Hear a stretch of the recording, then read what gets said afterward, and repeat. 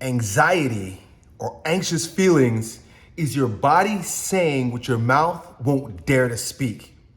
And that trapped expression builds up inside your body until you feel like you're about to burst. Or even worse, it becomes a mental disturbance.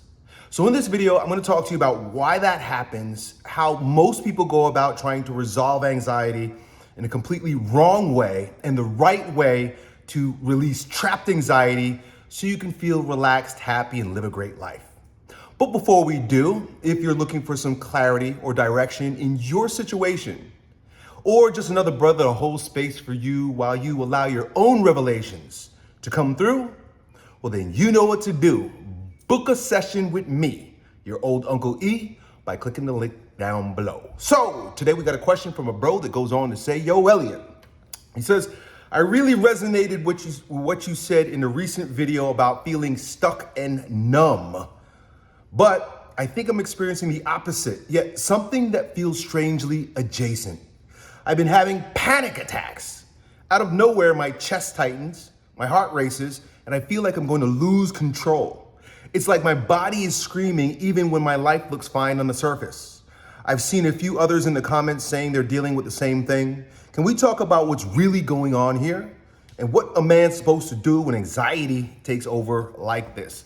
Great question, bro. So the first thing I want to do is acknowledge your question. In the beginning, you talk about how in my previous video, I talked about dudes who sort of dissociate, go numb, and leave their body when things get stressful, as opposed to those who feel more in their body when things get stressful. So they're two totally different responses to two totally different emotions that happen in two different stages of life. The person that dissociates is someone who has chosen to check out from the fear that they're experiencing. Something fearful has happened, and rather than confronting all the painful emotions associated with it, they leave their body, they fly away, and so there's a dissociation from the body.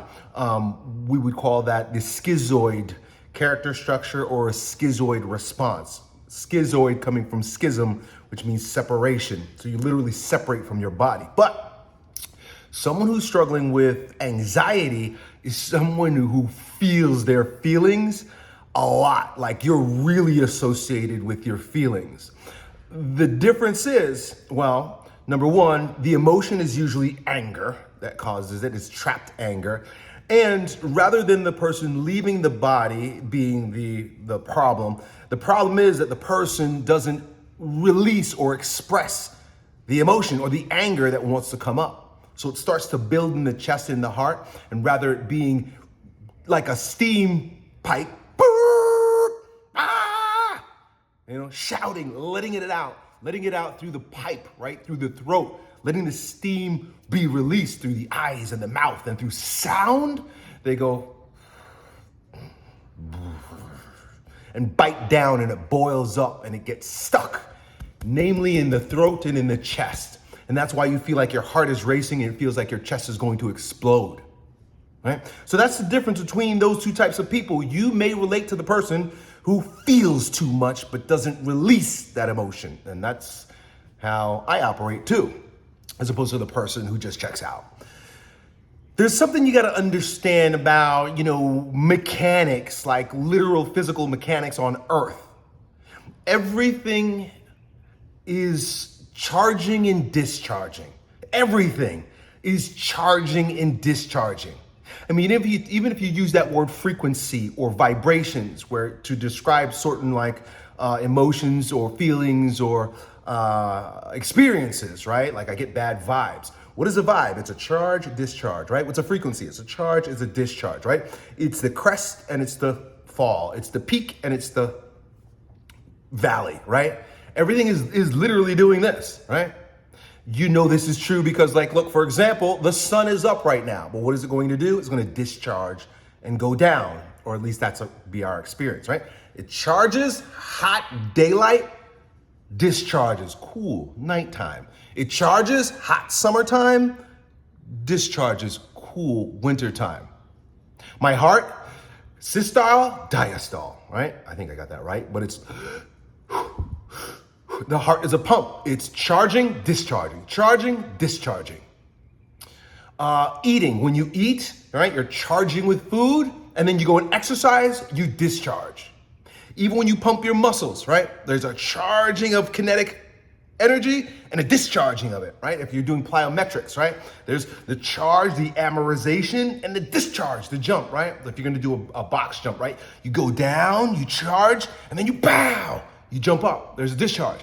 You got to understand that this is a basic mechanic in life. This is just happening all the time, and you're no different. You can be charged with emotion that then needs to be discharged, right?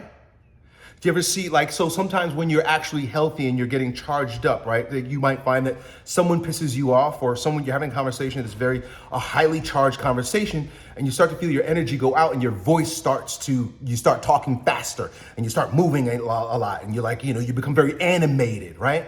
That's charging, right, with the emotional content of the conversation, and you're discharging with like talking fast or using your body or shouting or talking louder, right? That's what happens to me a lot of times. I get into charged conversations or exciting conversations. I start talking loud, and sometimes like people are like, whoa, slow down. Why you're yelling at me? I'm like, I'm not yelling at you. I'm just discharging because this is exciting, right? Just discharging, right? That's healthy. It's healthy to charge and to discharge, But just imagine you don't discharge, like you just purely charge. So let's use breath, for example. I'm gonna start inhaling, which is going to charge, but watch what happens when I don't discharge.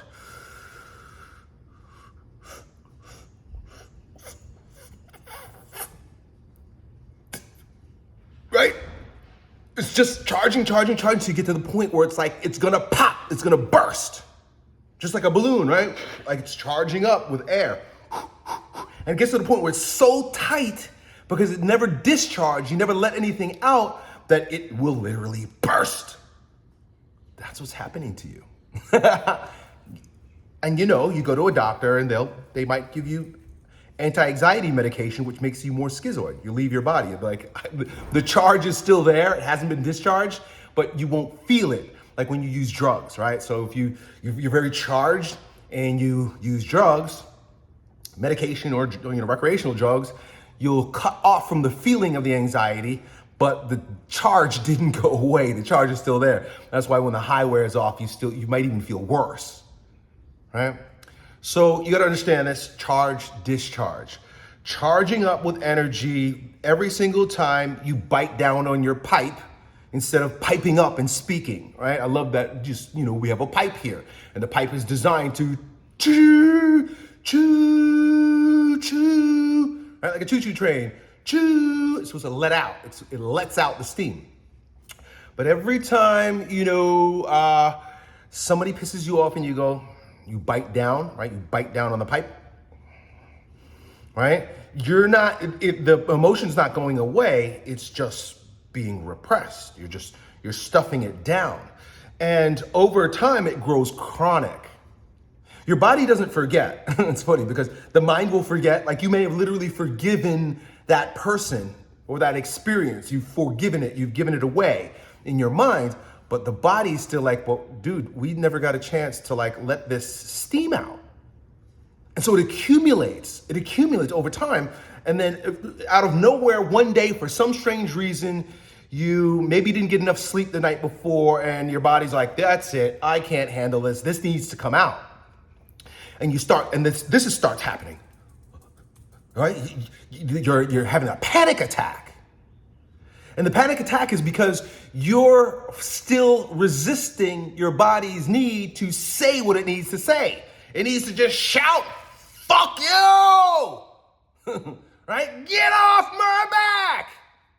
Leave me alone! Like it wants to, that thing that you should have said, or maybe you tactfully didn't say at the time when it was most present, didn't go away. Now you got to deal with it, but because you become so accustomed to not releasing it, or it's just not the appropriate time. Like if you look like you have Tourette syndrome, if you're out somewhere and you just start shouting, people will be like, what the fuck is wrong with this guy? So like maybe it's not the right time. So then you bite it down even more, but it's like your body's like, that's it, buddy. It's happening now. And what ends up happening is, because energy has to go somewhere, and it always goes up. Energy always rises up. It goes this way. It can't make its way out your pipe, so it goes into your head. And so you start having all kinds of crazy thoughts, right? That's where the panic attack then starts becoming a cycle. It perpetuates itself. So the anxiety builds up, right? Because of unreleased anger. And then because you can't let it out, your brain starts judging what's going on in your body and freaks out. So you start telling stories about what's going on, or it triggers old memories that then make the panic even worse. And so like it's, the snake eating its tail. It's this cycle that just won't stop. The other day, my children were telling me about when they were kids, I would rough house with them in the pool and we'd play alligator. And Dad was the alligator.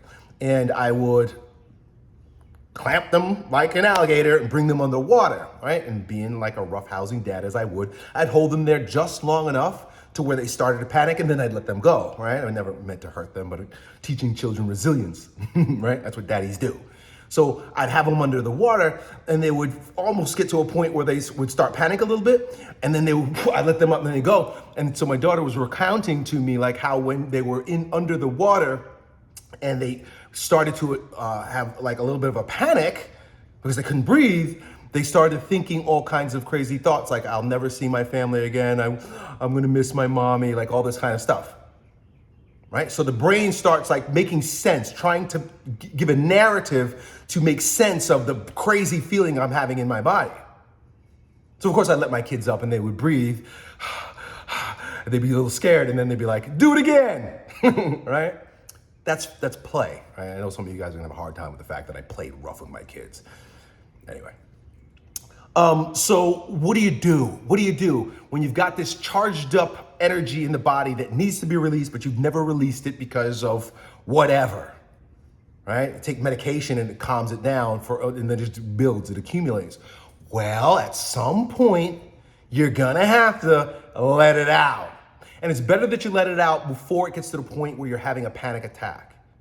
And the best way to do that is, well, there's a process called bioenergetics that I use with my clients to help them release a lot of trapped emotions, be them the softer emotions like sobbing, which is usually beneath the anger and the fear, sadness, softness, sobbing, but usually right on the surface. Anger is good. Anger is good. Anger is a great emotion. Anger is awesome because it's right on the surface and you can discharge it. You can take the charge out pretty easily, but you got to get in touch with it. And the best way to get in touch with it is with some breathing. Do some breathing exercises, right? Just like I've showed you in previous videos.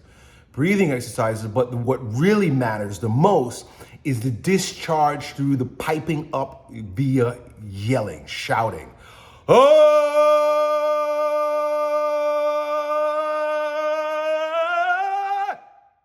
Letting it out. You gotta let it out. And it's tough for people to let it out for a number of different reasons, but you gotta just make some sounds. That's all it is. You don't wanna make it more than it actually is. You just gotta let the sounds out. If you're having a panic attack, best thing to do is, not biting down in the throat, but like opening it up, opening up the pipe.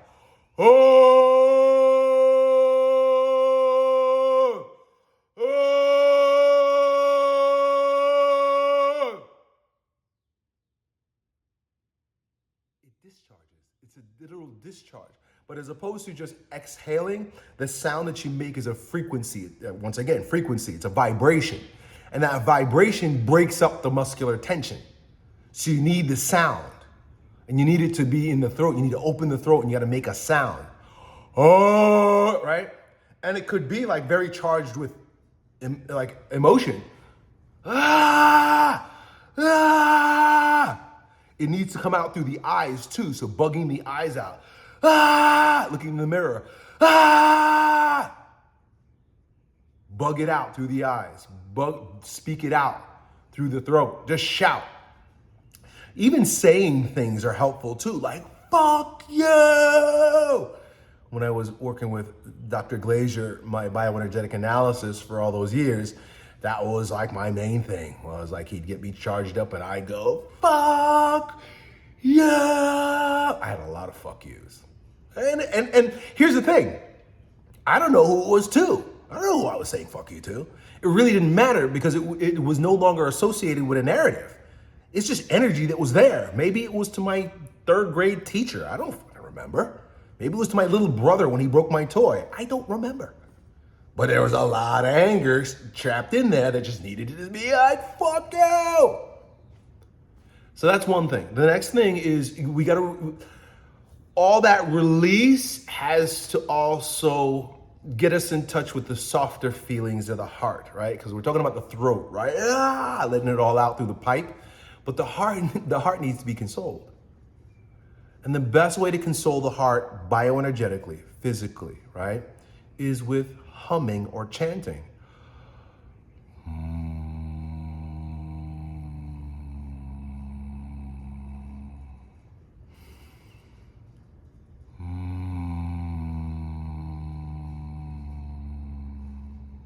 I'll do that like randomly throughout the day. My wife knows what's going on.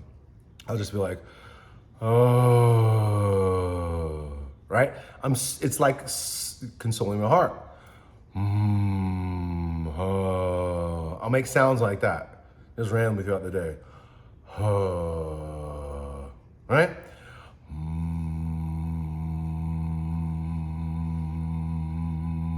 I literally feel my heart. I'm putting my hand here. I feel it shaking, right? The vibration. Or even chanting. Like I like to chant my Ave Marias.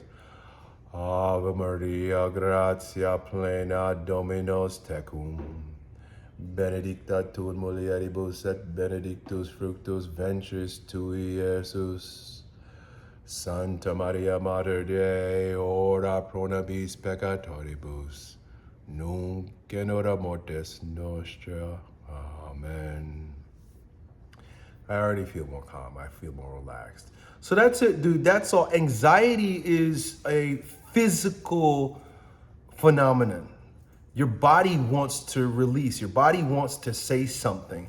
And if it doesn't, it then becomes a mental phenomenon because you start creating narratives and stories to make sense of the feeling that then recharges the feeling. And then you gotta go to the crazy house because you'll just go fucking nuts. The easiest thing to do is to let it out, scream and shout. Hope that helps, dude. Done.